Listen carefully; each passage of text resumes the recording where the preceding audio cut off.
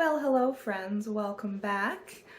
It is Friday today. I have a long weekend, which is great. I started my new job and I ended up working both in the office every day this week and then also working like 3 or 4 11-hour days, which was fun. I learned a ton of stuff, but like I'm exhausted. I woke up this morning and had to recover like I'd gone on a 3-day bender with electrolytes and my massage gun, so welcome to your 30s.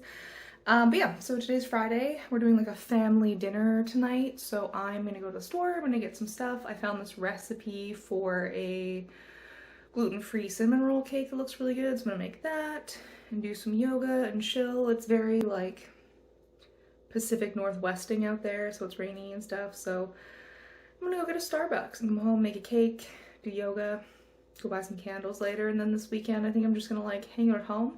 Getting my hair done tomorrow, so I'll bring you along for that because that's my favorite. Yeah, but this is this week's vlog, so welcome. And then after all of our shenanigans, as usual, I want to talk about the fact that you are not a disaster. I promise. Hi, welcome to Simply Intentional. My name is Katie. I'm on a journey to live my most fulfilling life and hopefully inspire others to do the same. Come along as I figure out my 30s one day at a time, and don't forget to like and subscribe so you don't miss out on any of my adventures. Okay, so I'm literally the worst at making any kind of content, but here's my cake. It's like supposed to be like a cinnamon roll cake, and so I'm mixing together like butter and stuff to make like the cinnamon swirls, and there'll be a glaze on it, but I got home and got in the zone. That's kind of why I love baking, because I find it very soothing, especially like on a rainy day, and it should be delicious and gluten-free, so it won't hurt when I eat it.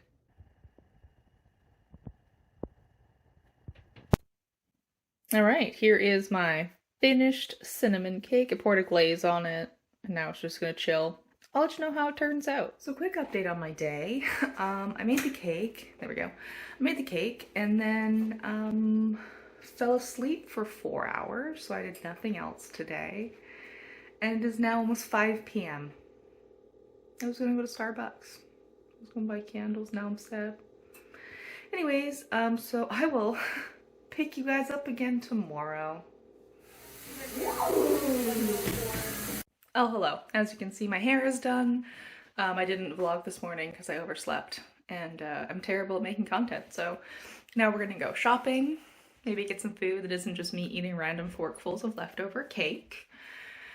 Yeah, and then we can have a chat about your life not being a disaster. So let's go do some retail therapy, shall we? Coming in. Well, hello, welcome back. So I hope you enjoyed coming along with me on a slightly chaotic vlog. I didn't film a lot because I ended up taking a 4-hour freaking nap yesterday, which was not my intention. So I definitely made that cake and then passed out. And then today I just got my hair done, went and did some running around. Kind of looks the same. I've mostly just been doing the same thing over and over again because I really like what she's been doing. So anyways, that was my weekend thus far. And now I wanted to have a chat about why your life isn't a disaster. Definitely something that I've struggled with a lot is the idea that like everything I'm doing is wrong and I'm making all these wrong choices and like messing up my life. And that was something that I struggled with like for years leading up to the pandemic. And then after that, you know, I guess everything was sort of put on hold. We all had a lot of time to ponder things, and I created this space online for myself and for other people. And I think it's an idea worth diving into because I know it's something that like so many people I know struggle with. And you're not a disaster. The thing is that if you are out there living your life with your best intentions and you are doing things that are aligned with yourself and aligned with your own values, then you're not making the wrong choice. And I think the reason why so many of us feel like our life is a disaster is because we have these expectations of what we should be doing. And I know this is something that I talk about all the time, but we have a lot of expectations of what our life is going to look like. We have a lot of things that are conditioned on us societally, through our family, through our friends, through school, of what these check marks are, of being an adult, what these check marks are, of how we can define success. And it tends to be like a somewhat rigid list of things. And I think so many people I know struggle with that. One, because the world is fundamentally changing, and a lot of those adult milestones that our grandparents and parents hit aren't really applicable anymore in the world we live in, and also aren't really applicable to the kinds of lifestyles that a lot of us are leading. But I also think in part that you have your own expectations of yourself, of how you pictured your life going, and you may not be doing that. And that's okay. It's okay that you aren't living a life that you thought you were going to live. One, you don't have the life experience you have now when you pictured what that was going to be and you made this internalized checklist. So it's okay that it doesn't look like that, because you know more about yourself now. You understand the world better. And I think that we are in better places now to define what that's going to look like for us in terms of success. And I also think that so many of us internalized the idea when we were young that the adults around us like knew what they were doing, that they knew what was happening, and that they were very calm and collected a lot of the time, and that they were, do it because I told you to. And I think now that we're, like my friend group, I'm going to be 35 this year, we're reaching an age where we're supposed to have it all together, and we're supposed to have it all figured out, and we're supposed to have a mortgage and kids and all of these things. And I think we as a generation are talking about the fact that it does feel chaotic and you actually don't know what's going on. And like, we have social media in a way that our parents' generation and our grandparents' generation didn't have. And so there can be more honesty in the conversations about these kinds of things, which I also think is very helpful. But you're not a disaster. You're not ruining your life. Your life isn't a mess. You haven't failed. Yes, this is an internalized capitalist idea because so much of these measures of success are monetary, right? And yes, it's important to have security. Yes, it's important to have a space that you can feel safe and comfortable in, but you shouldn't feel lesser or like you failed because you haven't purchased a home in a subdivision if you don't want one.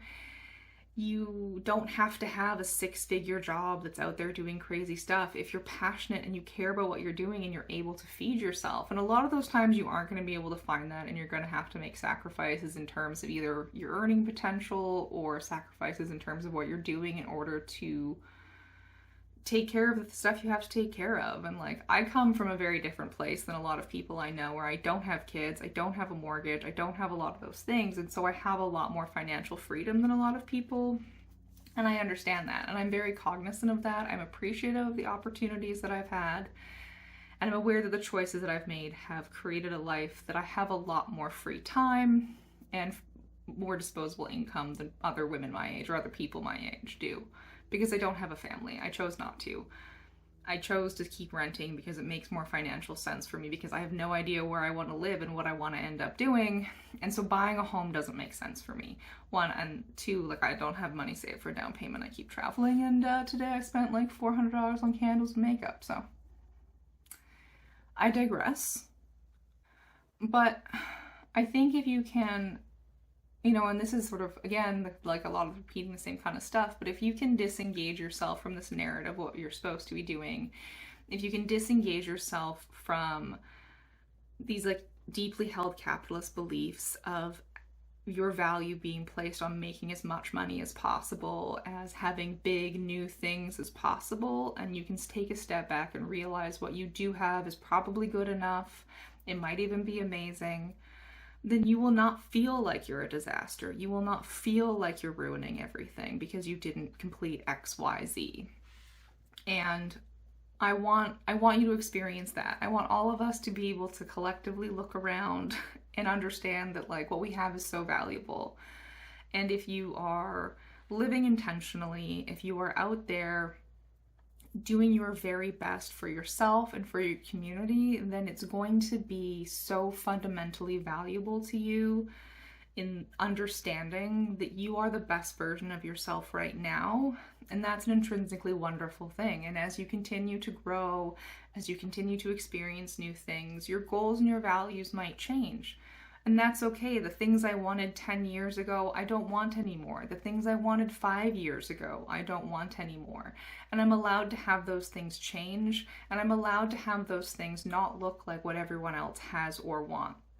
My own personal hell is a beige house in a beige cul-de-sac. And for someone else, that might be the deepest measure of success. And those are both perfectly fine. I know a lot of people don't want to live in a house where they can't see their neighbors and have a bunch of chickens and dogs and probably like muddy boots on their front porch. I get that. I don't want to live so far off grid that I still can't watch Netflix and like go to Sephora. I just want to have like breathing room. That's what I want. And that's all fine. You want to go live in a van and play banjo music and be a waitress? Cool. You want to be a lawyer and like do bankruptcy law and make all this money and buy a fancy car? Cool. Do that. But understand why you're doing it, and understand that when you are coming from your true self and you are living in alignment with what you value and creating love and caring for those people around you to have their own version of whatever is best for them, then you are not a failure. You're actually perfectly fine.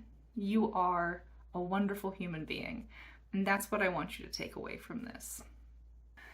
All right, guys, this is kind of a quick one this week. I really just wanted to play with that idea of the fact that you're not a disaster, because it's something that I have definitely struggled with, and especially in the last like 6 months, I've had a lot of like major changes work-wise in my personal life, and this is just something that I've been stewing on, and I know it's something from conversations with people that I've had that it's something that other people are struggling with too, and I just wanted to check in and let you know that you're doing amazing, sweetie. So if you like this video, please like it. If you want to see more of it, please subscribe. I have a blog post linked below that goes with this, and I will hopefully catch you in the next one. And as always, I love you, and I will see you next week.